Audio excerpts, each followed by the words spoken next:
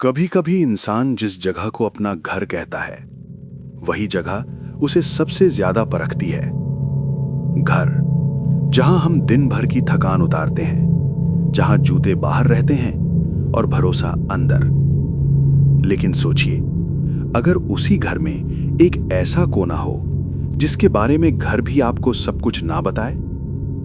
अगर दीवारें सिर्फ ईंटों से नहीं, यादों से बनी हो, और अगर किसी रात आपको एहसास हो कि घर के अंदर आप अकेले नहीं हैं।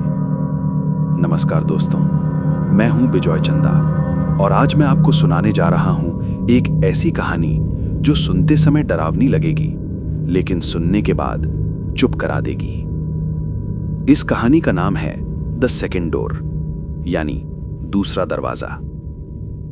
अरुण और मीरा एक आम सा शादीशुदा जोड़ा। शादी को अभी 8 महीने ही हुए थे। अरुण एक प्राइवेट कंपनी में काम करता था। दिन भर कंप्यूटर स्क्रीन, फाइलें, मीटिंग्स और समय से पहले खत्म हो जाने वाली उम्मीदें। मीरा एक स्कूल में पढ़ाती थी। बच्चों के सवालों में उसे जिंदगी की सादगी दिखती थी। दोनों शहर से थक चुके थे। एक शाम जब बाहर ट्रैफिक का शोर खिड़की के शीशे हिला रहा था, मीरा ने कहा, कभी कभी लगता है कि हम जिंदगी जी नहीं रहे, बस झेल रहे हैं।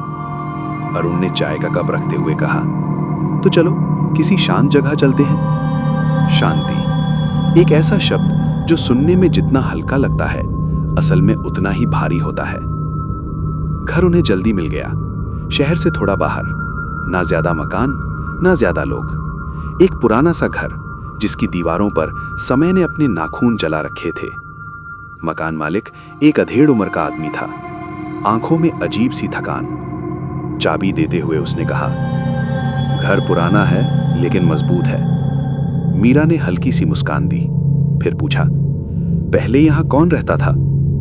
मकान मालिक एक पल को रुका, फिर बोला, कोई नहीं, मतलब बहुत पहले। उसकी आवाज में जवाब से ज्यादा खत्म करने की जल्दी थी। अरुण ने ध्यान नहीं दिया। उसके लिए यह बस एक सस्ता शांत घर था। लेकिन मीरा को उस वाक्य में कुछ अधूरा लगा।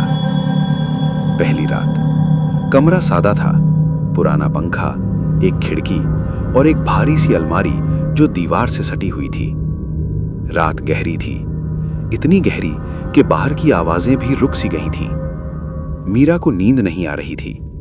उसे ऐसा लग रहा था जैसे कोई चीज इस घर में उनकी मौजूदगी महसूस कर रही हो, जैसे घर उन्हें देख रहा हो पर बोल नहीं रहा हो।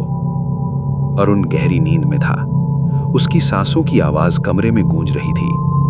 मीरा ने आंखें बंद की और खुद को समझाया, नया घर है, नई जगह, सब ठीक है। लेकिन दिल नहीं मान रहा था। तीसरे दिन की सुबह मीरा सफाई कर रही थी। कमरे को थोड़ा खुला, थोड़ा अपना बनाने की कोशिश। अलमारी बहुत भारी थी, लेकिन पीछे की दीवार कुछ अजीब लग रही थी।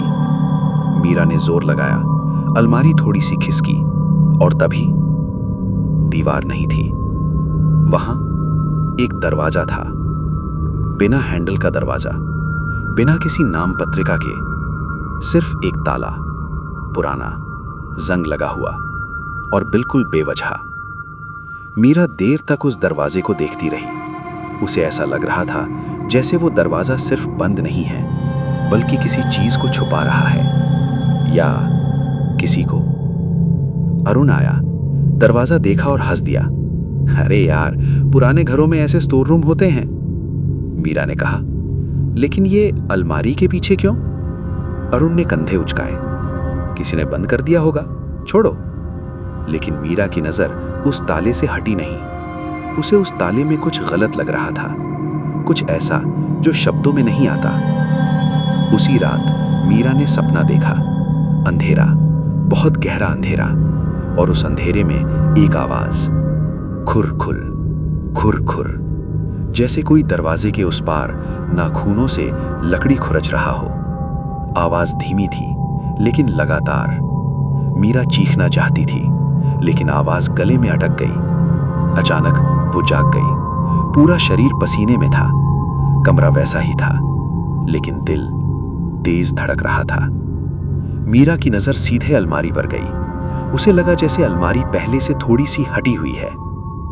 अगली सुबह मीरा सबसे पहले उस दरवाजे के पास गई और जो उसने देखा उसने उसकी सांस रोक दी। ताला, वो पुराना जंग लगा ताला वहां नहीं था। उसकी जगह एक नया चमकदार ताला लगा था। मीरा ने आंखें मली, फिर दोबारा देखा। वही ताला, नया, बिल्कुल नया। अरुण को बुलाया गया। अरुण ने ताला देखा, फिर मीरा को। शायद तुम्हें कल ठीक से याद नहीं, लेकिन मीरा जानती थी याददाश्त नहीं बदली थी, कुछ और बदला था, और वो कुछ उसी दरवाजे के उस पार था।